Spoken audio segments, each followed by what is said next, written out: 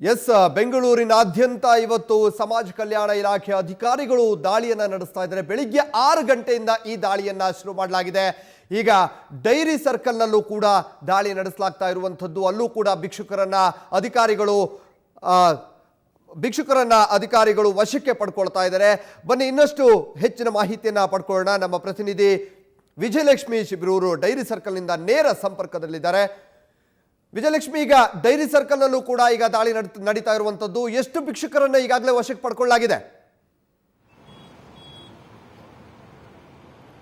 ಹರೀಶ್, ಈ ಆಪರೇಷನ್ ಭಿಕಾರಿ ಅನ್ನುವಂಥದ್ದು ನಿಜವಾಗ್ಲೂ ಅತ್ಯಂತ ವ್ಯವಸ್ಥಿತವಾಗಿ ಯಶಸ್ವಿಯಾಗಿ ಭರ್ಜರಿಯಾಗಿ ನಡೀತಿದೆ ಅಂತ ಹೇಳ್ಬೋದು.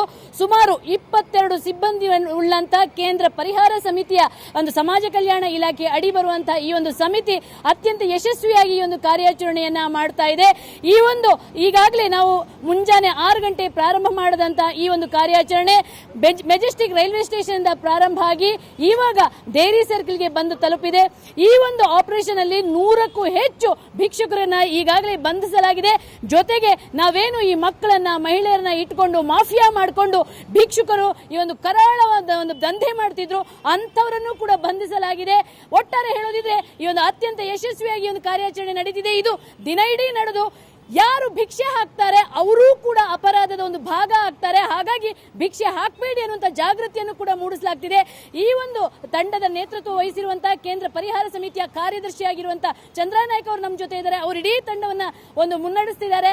ಸುವರ್ಣ ನ್ಯೂಸ್ ಕವರ್ ಸ್ಟೋರಿ ನಡೆಸಿರುವಂತಹ ಈ ಒಂದು ಭಿಕಾರಿ ಮಾಫಿಯಾ ಅನ್ನುವಂಥ ವರದಿಗೆ ಒಂದು ಪ್ರತ್ಯುತ್ತರವಾಗಿ ವರದಿ ಒಂದು ಫಲಶ್ರುತಿಯಾಗಿ ಈ ಒಂದು ಕಾರ್ಯಾಚರಣೆ ನಡೀತಿರೋದು ನಮಗೂ ಖುಷಿ ಆಗ್ತಿದೆ.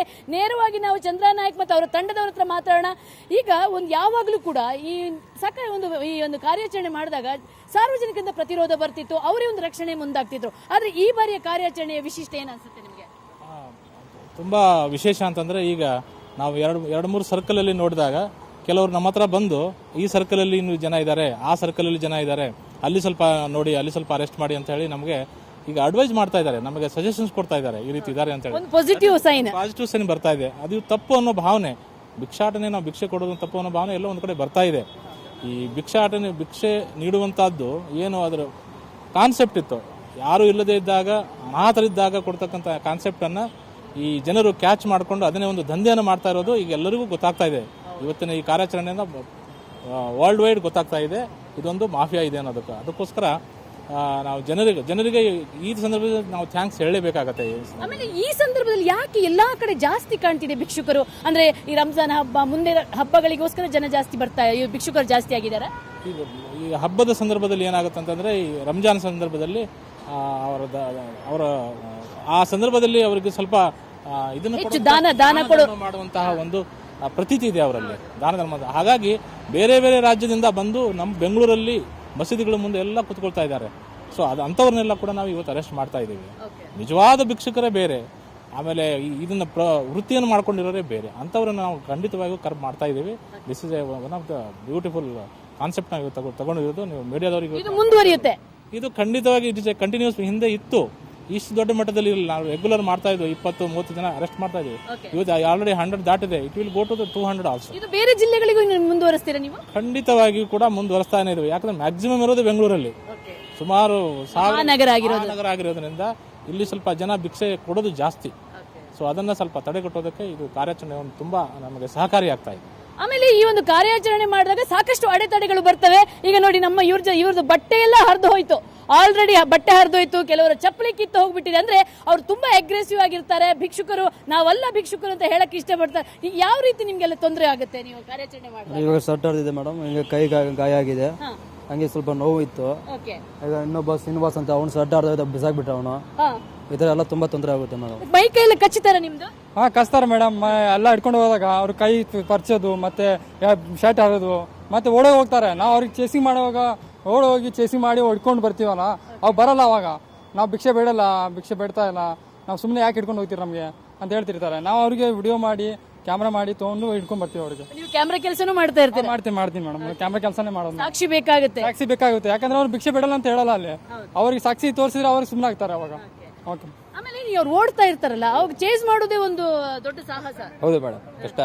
ಓಡ್ಬಿಟ್ಟು ಹಿಡಿತೀವಿ. ನಾವು ಅವ್ರ ಸೇಫ್ಟಿ ನೋಡ್ಕೊಬೇಕು, ನಮ್ಮ ಸೇಫ್ಟಿ ನೋಡ್ಕೊಬೇಕು. ಟ್ರಾಫಿಕ್ ಅಲ್ಲಿ ಗಾಡಿಗಳು ಓಡ್ತಿರ್ತವೆ, ಅವ್ರ ಸೇಫ್ಟಿ ನೋಡ್ಕೊಂಡು ನಮ್ಮ ಸೇಫ್ಟಿ ನೋಡ್ಕೊಂಡು ಹಿಡಿಬೇಕು ಮೇಡಮ್. ಆಮೇಲೆ ಈ ಮಹಿಳೆಯರನ್ನ ಹಿಡಿಯುವಾಗ್ಲೂ ಕೂಡ ಸುಲಭದ ಕೆಲಸ ಅಲ್ಲ. ಇಲ್ಲ ಮೇಡಮ್, ಮಹಿಳೆಯರು ಏನ್ ಮಾಡ್ತಾರೆ ಅಂದ್ರೆ ಅವರು ಬಚಾವಾಗ ನಮ್ಮ ಬಟ್ಟೆಗಳು ಸತ ಕೀಳ್ತಾರೆ. ಆಮೇಲೆ ಏನನ್ನ ಕೈಯಲ್ಲಿದ್ರೆ ಅದನ್ನ ಎತ್ತಿ ಹಂಗೆ ಹಾಕ್ತಾರೆ, ಹೊಡಿತಾರೆ. ಕೆಲವರು ಒಬ್ಳು ಭಾಗ್ಯಮ್ಮ ಅಂತ ಇದ್ರು, ಆ ಎಮ್ಮನ್ಗೆ ಇಷ್ಟಾಗಲ್ಲ ಕೈ ಕಚ್ಚಿಬಿಟ್ಟು ಹಂಗೆ ನುಂಕೋಬಿಟ್ಲ ಎಮ್ಮ. ಫುಲ್ಲು ಇಷ್ಟು ನಾವು ಅರೆಸ್ಟ್ ಹಂಗೆ ಫುಲ್ ಮತ್ತೆ ಅದನ್ನು ಇದು ಉಗಿಲೂ ಇಲ್ಲ, ಹಂಗೆ ಮಾಂಸ ಸಮೇತ ನುಂಕೋಬಿಟ್ಲ ಎಮ್ಮ. ಪಾಪ ಆ ತರ ಎಲ್ಲ ಮಾಡ್ತಾರೆ ಅವರು. ಆಮೇಲೆ ಇನ್ನೊಂದು ಮಾಡ್ತಾರೆ, ಅವರೇ ಗಾಯಗಳು ಮಾಡ್ಕೊಳ್ತಾರೆ ವ್ಯಾನ್ಗಳಲ್ಲಿ. ನಾವು ಎಳೆದಾಗ ಅಮ್ಮ ಎದುರ್ಕೊಂಡು ಬಿಟ್ಬಿಡ್ತಾರೆ ಅನ್ನೋದೊಂದು. ಅವರೇ ಏನನ್ನ ಕುಯ್ಕೊಳ್ಳೋದೋ ಕಚ್ಕೊಳ್ಳೋದೋ ಆ ಥರ ಎಲ್ಲ ಮಾಡಿ ಹಿಂಗ್ ಮಾಡ್ಕೊಂಡ್ರೆ ನಮ್ಮನ್ನ ಬಿಟ್ಬಿಡ್ತಾರೆ. ಅವಾಗ ಪಬ್ಲಿಕ್ ಏನ್ ಮಾಡ್ತಾರೆ, ಅಯ್ಯೋ ಅವ್ರು ಗಾಯ ಮಾಡ್ಕೊಂಡಿದ್ದಾರೆ, ಬಿಡ್ರಿ ನೀವು ಪಾಪ ಅಂತ ನಮ್ಗೆ ಇದ್ ಮಾಡ್ತಾರೆ. ಸಾರ್ವಜನಿಕರೇ ಬಿಡಿ ಅಂತ ಹೇಳಿ. ಹೌದು ಮೇಡಮ್, ಈಗ ಸ್ವಲ್ಪ ಜನ ಏನ್ ಮಾಡ್ತಾರೆ, ಅವರೇ ಅಂತಾರೆ ಎಳ್ಕೊಂಡೋಗ್ರಿ ಇವ್ರು ತುಂಬಾ ಗಲಾಟೆಗಳು ಮಾಡ್ತಾರೆ ಇಲ್ಲೆಲ್ಲ ಅಂತ ಅವರು ಸಪೋರ್ಟ್ ಮಾಡ್ತಾ ಇದಾರೆ ಮೇಡಮ್. ಈಗ ಮೇನ್ ಆಗಿ ಇವರು ಕುಡಿತ ಕೆಟ್ಟ ಚಟಗಳನ್ನೆಲ್ಲ ಎಷ್ಟೋ ಜನ ನಾವ್ ಎಳ್ಕೊಂಬಂದಾಗೂ ಕುಡಿದೇ ಇರ್ತಾರೆ.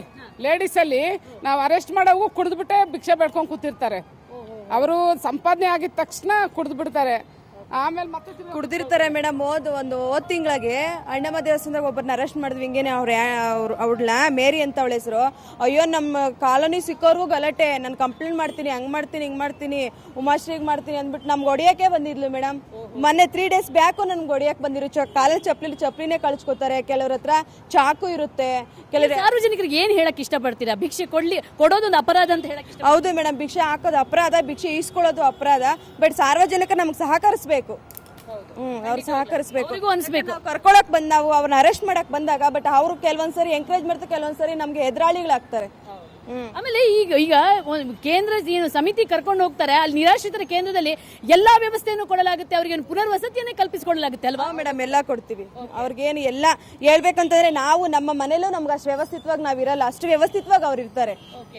ಸರ್ಕಾರ ಎಲ್ಲಾ ಸೌಲಭ್ಯವನ್ನ ಕೊಟ್ಟು ಈ ಭಿಕ್ಷುಕರನ್ನ ಇಡಲಾಗುತ್ತೆ. ಆದ್ರೆ ಸಾರ್ವಜನಿಕರು ಒಂದು ನೆನಪಿಡಬೇಕು, ನೀವು ಕೂಡ ಒಂದೊಂದು ಭಿಕ್ಷೆ ಒಂದು ದೊಡ್ಡ ಮಾಫಿಯಾದ ಒಂದು ವ್ಯಾಪ್ತಿಯನ್ನ ಹೆಚ್ಚಿಸಕ್ಕಾಗುತ್ತೆ. ಆಮೇಲೆ ಎಸ್ ವಿಜಯಲಕ್ಷ್ಮಿ, ತಮ್ಮೆಲ್ಲ ಮಾಹಿತಿಗೆ ಧನ್ಯವಾದ. ಒಟ್ಟಾರೆ ಬೆಂಗಳೂರಿನಾದ್ಯಂತ ಇವತ್ತು ಸಮಾಜ ಕಲ್ಯಾಣ ಇಲಾಖೆ ಅಧಿಕಾರಿಗಳು ಹಾಗೂ ಕೇಂದ್ರ ಪರಿಹಾರ ಸಮಿತಿಯ ಸದಸ್ಯರು ಕೂಡ ಒಟ್ಟು 22 ಸದಸ್ಯರ ತಂಡ ಇವತ್ತು ದಾಳಿಯನ್ನ ನಡೆಸಿರುವಂಥದ್ದು. ಕವರ್ ಸ್ಟೋರಿ ಈ ಒಂದು ಮಾಫಿಯಾವನ್ನ ಬಯಲಿಗೆಳಿತಾ ಇದ್ದ ಹಾಗೆ ಅಧಿಕಾರಿಗಳು ಎಚ್ಚೆತ್ತುಕೊಂಡು ದಾಳಿಯನ್ನ ನಡೆಸ್ತಾ ಇದ್ದಾರೆ. ಈಗಾಗಲೇ ಸಾಕಷ್ಟು ಕಡೆಗಳಲ್ಲಿ ಅಂದರೆ ಬೆಂಗಳೂರಿನ ಮೆಜೆಸ್ಟಿಕ್ ರೈಲ್ವೆ ನಿಲ್ದಾಣದಿಂದ ಬೆಳಿಗ್ಗೆ 6 ಗಂಟೆಗೆ ಶುರುವಾದಂತಹ ಈ ದಾಳಿ ಈಗ ಡೈರಿ ಸರ್ಕಲ್ನಲ್ಲಿ ಈಗ ದಾಳಿ ನಡೀತಾ ಇರುವಂಥದ್ದು. ಹಲವು ಕಡೆಗಳಲ್ಲಿ ಎಲ್ಲೆಲ್ಲಿ ಭಿಕ್ಷುಕರು ಜಾಸ್ತಿ ಇರ್ತಾರೆ, ಎಲ್ಲೆಲ್ಲಿ ಸಮಸ್ಯೆಗಳನ್ನು ಉಂಟು ಮಾಡ್ತಾ ಇದ್ದಾರೆ ಅಂತಹ ಜಾಗದಲ್ಲಿ ಈಗ ಭಿಕ್ಷುಕರನ್ನ ಅರೆಸ್ಟ್ ಮಾಡುವಂತಹ ಪ್ರಕ್ರಿಯೆ ನಡೀತಾ ಇದೆ. ಅವರ ಹಿಂದೆ ಒಂದು ದೊಡ್ಡ ಮಾಫಿಯಾ ಕೂಡ ಇರುವಂಥದ್ದು, ಆ ಮಾಫಿಯಾವನ್ನ ಕೂಡ ಬಯಲಿಗೆಳಿತಾ ಇರುವಂಥದ್ದು. ಆ ಬಗ್ಗೆ ಕೂಡ ತನಿಖೆಯನ್ನು ನಡೆಸ್ತಾ ಇದ್ದಾರೆ. ಈಗ ಇನ್ನೂ ಕೂಡ ಹಲವು ಕಡೆಗಳಲ್ಲಿ ಇವತ್ತು ಇಡೀ ದಿನ ಈ ಒಂದು ದಾಳಿ ನಡೀತಾನೆ ಇರುತ್ತೆ. ಅದರ ಪಿನ್ ಟು ಪಿನ್ ಮಾಹಿತಿಯನ್ನ ಸುವರ್ಣ ನ್ಯೂಸ್ ನಿಮ್ಮ ಮುಂದೆ ಇಡ್ತಾನೆ ಬರುತ್ತೆ.